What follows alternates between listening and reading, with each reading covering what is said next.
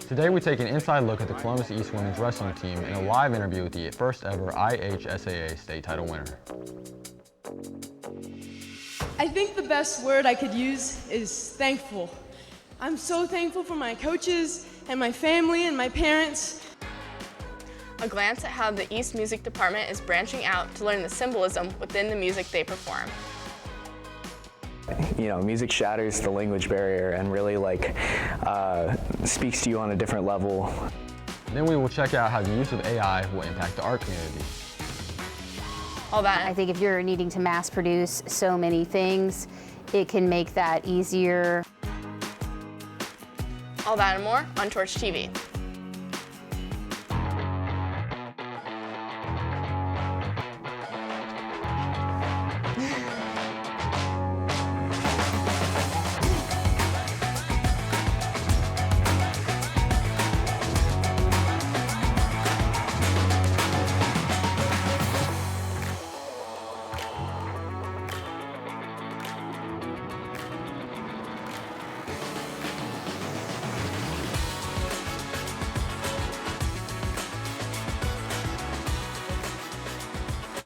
Welcome back to Torch TV. I'm Klawon. I'm joined today by Elise Voll. Elise, did you watch the Super Bowl? Yeah, I did. I really liked it. How about you? I loved it. It's my favorite game I've ever seen. Loved watching the Chiefs lose. I wish it would have been by more, honestly, but I thought it was great. Nice, nice. First, let's start with this week's announcements. The winners of the MLK Scholarship were awarded on January 20th. There were 6 winners, with 3 of them from East. The winners were Gage Schrader, Lucinda Destin, and Rayana Logan. Juniors and seniors, the SAT will take place on Wednesday, March 5th. You will be excused from your first 2 B-Day classes that day. Testing will begin at 7:45 a.m. and will be over by the end of the second block. But enough about school's requirements. Now we head over to East Media's Wyatt Ayers to hear about some of the choices students face in high school. Thanks, Cameron. We make many choices in high school, ranging from which classes to take to what to eat for lunch. But today, we address one of the biggest that should never be overlooked. Should you get into any extracurriculars? Beginning. 1, 2, ready, go. Extracurriculars are one of the most enriching activities for a developing high schooler because they may go on to become a large and meaningful part of your life, but it doesn't take much to start someone on their journey. My mom's side of the family especially, it was expected that when you grew up, you would pick an instrument. It starts at a young age. I mean, our kids play youth football, starting in kindergarten. They watch their favorite teams, IU and Purdue, those guys. I've been playing football since kindergarten. It's been a really long time. I started in kindergarten. I've been playing till my senior year. I'm 64, so that's about 57 years. I don't remember not playing, really. Extracurriculars can drastically improve your well-being in many different ways, from the team building of football. They have to be depended on, but also be able to depend on their own teammates, so that's a kind of a family thing for them. Football is it's a bonding experience, you build a family. To the comforting escape of music. While I was in the Army, I actually brought my drum set to my barracks. Well, then that turned into another guy played guitar in the barracks. And then another guy played guitar in the barracks. So we would all meet in my barracks room and jam. Even now, when I remember back to certain songs, and I hear them now, it takes me back to how I felt at that time, because it captured what I was feeling at that moment. And then I hear it now, and it takes me back there. Band is a family, so hopefully, by joining band, they find a space that they really belong and fit in. They're hopefully making friends. A little commitment is all it could take to set you down a path of discovery you won't regret. A lot of my friends, even today, when I see them, they're from band. And I wouldn't have had those if I'd never been in bands. I would be a lot less busy, but I wouldn't change it at all. These kids are just like my family as well. And hopefully, I've kind of put an impact on their life one way or the other. I wouldn't have the same personality that I do because I haven't built those with anybody else. If I didn't talk to them, I wouldn't be the person I am without any of that. I don't even know who I would be without music. Don't be afraid to get out there and explore both yourself and what your school has to offer. I lost my hearing at the end. Band, football, and many more extracurriculars are out there, just waiting to make your high school journey something you'll never forget. Now let's head to Luke Fowler with this week's weather forecast. Thanks, Cameron. After the snow we've had last week, it's warming up to a nice temp this weekend. This Friday is looking pretty nice with a high of 51 and a low of 38, although it's going to be mostly sunny. Saturday we'll see a high of 49 with a low of 27 with another mostly sunny day. And on Sunday we're looking at a high of 43 and a low of 32, and there will be sunny skies. That's all we have in weather for you today. Back to you, Cameron. After the break, we'll look at how the iSports community will be affected by the new semi-professional hockey team being signed here in town. We will also have the girls wrestling state champion at 190 pounds, Monica McMahon, joining us live. All that and more on Torch TV. Yeah, that Luka trade that happened. Heck yeah, Lakers all the way, dude. Hey, Brady, we can throw that bottle away for you. I got it. Kobe. You need to go pick that up. Like, littering is not cool. It's fine. It's not gonna hurt the earth too bad. You need to pick that up. It's a serious thing.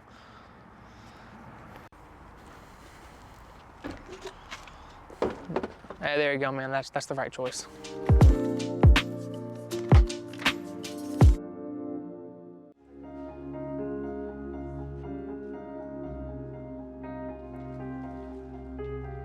Do you want anything? Yeah, no, I'm fine. I need to get to class though, so I'll see you later. Okay.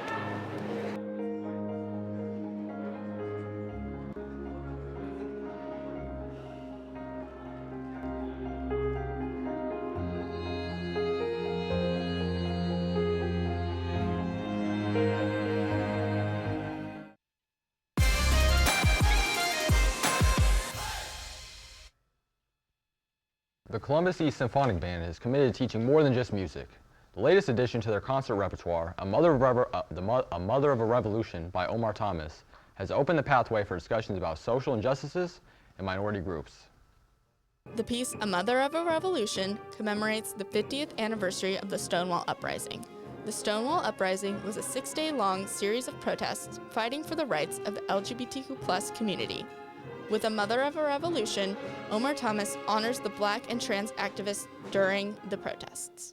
This piece particularly kind of pushes the boundaries. It pushes the boundaries music-wise. It's not something you would expect to hear. It's really cool what Omar Thomas has done. I think that music is a great way to be an activist and make a difference in society. Diving into this piece and learning about why Omar Thomas wrote it, what he was so passionate about, gives a voice to those people who were there, to those details, to that day that kind of get forgotten as time goes on, that shouldn't be forgotten. As of right now, there have been no negative reactions to this piece or the decision to educate students on the story behind it. But according to the new band director, the benefits far outweigh the potential costs. Were there going to be negative reactions maybe about the reason this piece was written? Sure. But I think that, in my professional opinion, if you can't research a piece and have it worth being researched, then it shouldn't be played on a concert. It's very powerful. People are really going to like it. I love it. A lot of energy in that piece. It makes you kind of feel powerful. Only 15% of music being performed by both bands and orchestras is composed by minority groups. With this statistic in mind, the Columbus East Symphonic Band is aiming to teach more about these composers and bring light to their work. Teaching that kind of empathy and compassion in music is so important because it teaches that everybody has a voice, everybody is able to be seen. And so when people feel marginalized, they can use music to represent themselves and put words to what they're feeling. Speaking up for what you believe in can be difficult in our busy lives, but with music, people are finding ways to express themselves. I think that music is a great way to be an activist and make a difference. There's a Stevie Wonder song where he says, music is a world within itself and a language we all understand. You know, music shatters the language barrier and really speaks to you on a different level, tends to go a little bit deeper. You can have music that gives you goosebumps, makes you cry, and when you're thinking about those more powerful meanings while playing or listening to the music even, I think that can affect you and make you think about things differently. Music covers many different aspects of life, including social, emotional, and societal issues. To hear more of A Mother of a Revolution and many other pieces from our Columbus East Symphonic Band, check out their next concert on March 13th. Since its enclosure in 1976, the Hamilton Center Ice Arena has allowed for year-round skating. Hundreds of athletes train for a variety of sports, utilizing both the large and small ice rinks. With so many skaters training in the arena, ice time becomes limited. In addition to the current clubs and programs, a new semi-professional hockey team has been announced. If funding allows, the Indiana Sentinels will play and practice at Hamilton Center.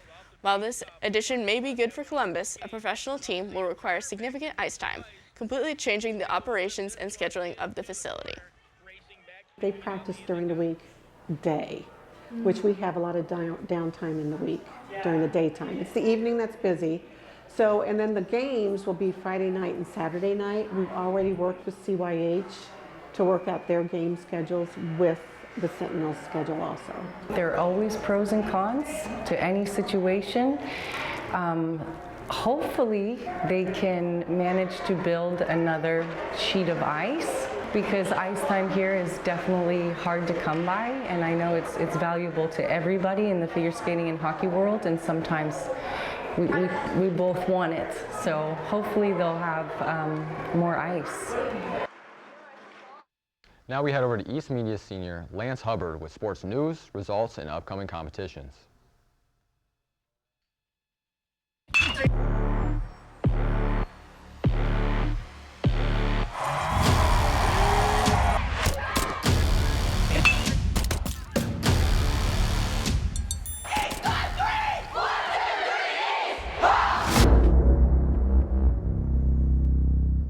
Thanks, Kim. History has been made here at East.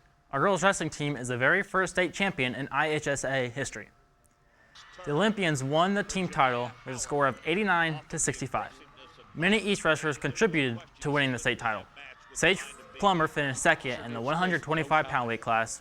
Grace McMahon finished third in the 170-pound weight class. Madison Schrader finished fourth in the 235-pound weight class. And Edie Knight finished seventh in the 140-pound weight class, all earning points for the team. Now joining me, the state champion in the 190-pound weight class, Monica McMahon. How are you doing today, Monica? I'm doing really great today. That's good. First and foremost, congratulations on winning the state title. It must have been an amazing experience winning it all. And how does it feel being the first state champion in Indiana history?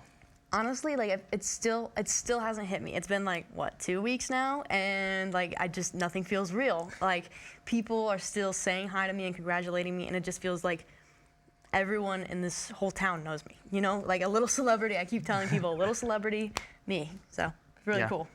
Now, take me through your matches on that day. What were the nerves heading like in your first couple matches? Honestly, it was weird because state was the only wrestling tournament I went to this season that it didn't have any nerves. Like it just felt, I'm gonna go in there, I'm gonna do my number one things, and I'm gonna pin that girl, and then I'm gonna walk off and continue on to the next one. What's the next thing? Like, one match at a time, no nerves. I wasn't scared of anyone.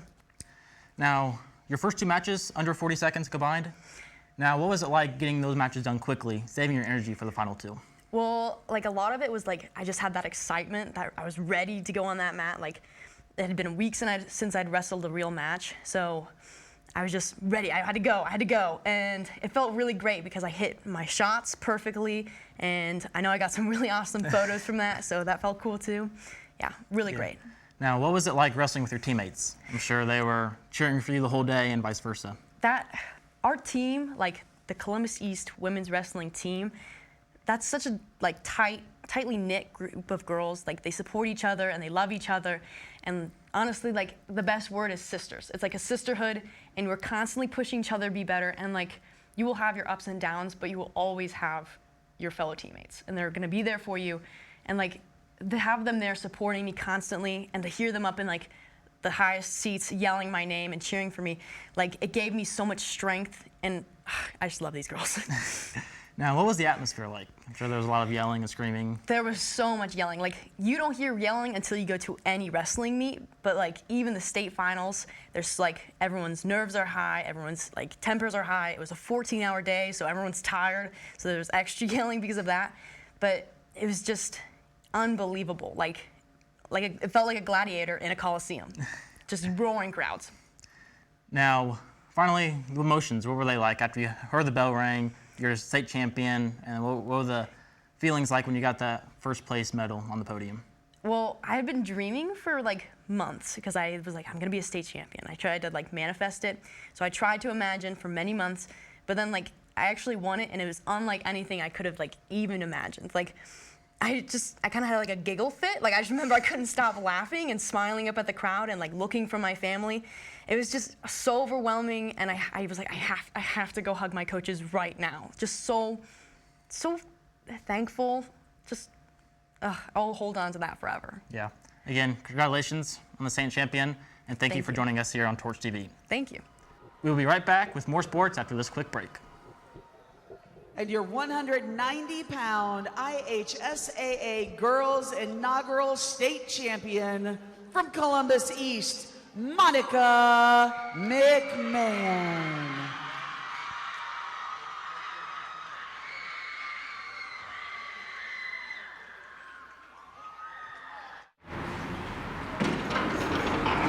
Hey. Yeah, I'll be right there. Okay, bye.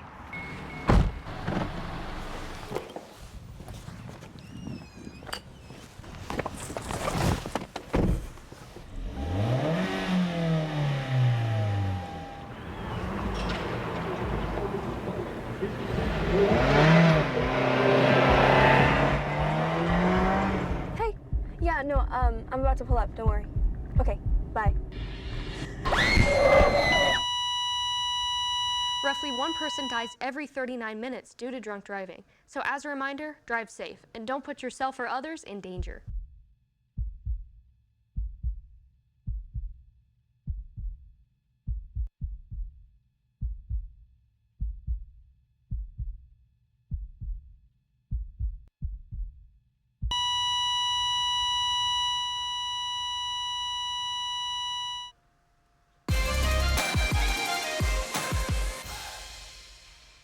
Welcome back to Torch TV.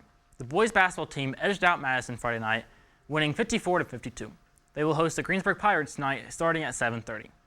Congrats to the cheer team as they made it all the way to semifinals at the National Cheer Competition at Disney. In the pool, Misha Machavariani advanced to the state after being the sectional champion in the 100-yard breaststroke. Joshua Pendleton advanced to the state with the state cut time and the 500-yard freestyle. Also, Gavin Day advanced to the regionals in diving. Congrats to Colin McMahon as he wrestled in the IHSAA state tournament over the weekend. Although he didn't win, the team still had a great season. Also, congratulations to the McMahon family as they had all three wrestlers make it to the state competition. Zach Foster, Noah Hildenbrand, and Cam Heron all got college offers to play at the collegiate level. Congrats, guys. That's all we have for sports. Now back to you guys at the desk. Artificial intelligence is changing the way we create, from generating digital paintings to composing even music. But as AI art becomes more advanced, it's also raising big questions about creativity, ownership, and the future of human artists. In high schools, the debate over whether AI should be allowed in the classroom is a hot topic. While many advocate for its use, the art community often presents a different perspective. I think that that AI will definitely affect the 3D art community from just very brief things that I've read. I think if you're needing to mass produce so many things, it can make that easier on the artist that's coming that has the concept of their piece. I do, however, feel that it will impact the art industry for those that are in those sort of entry-level studio positions or where they are producing handmade items for others. I don't think that it will completely overtake. I think that at some point people do still appreciate handmade items and appreciate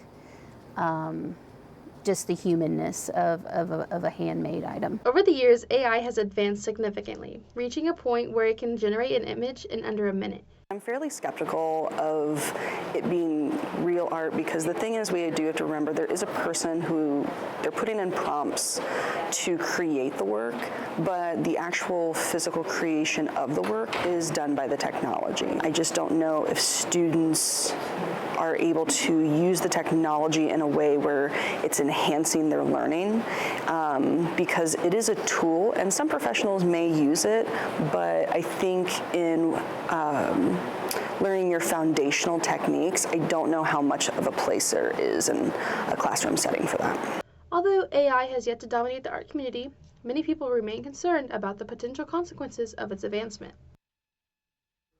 As AI continues to evolve, so will the debate over its role in the creative world. Some see it as a tool for innovation, while others worry it could replace human artists altogether. And now to Leah Cloud with global, national, and local news. Thanks, Elise. This week, DOGE, or the Department of Government Efficiency, has been moving ahead with its plans, which include firing hundreds of federal employees.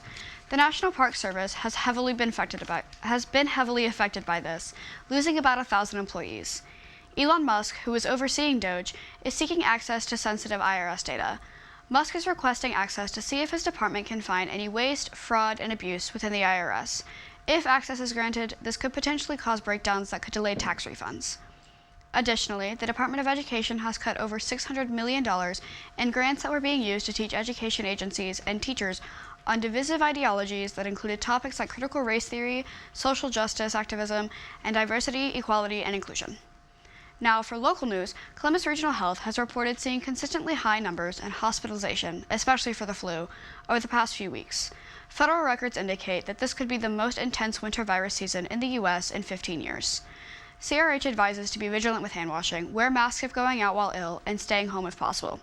That's all we have for news. Back to you at the desk. That's all we have from this Torch TV. From Luke, Lance, Leah, and the rest of the Torch TV crew, I'm Cameron Klawon. And I'm Elise Voll.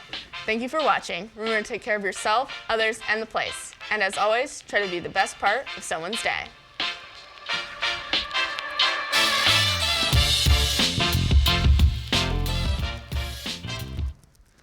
All right.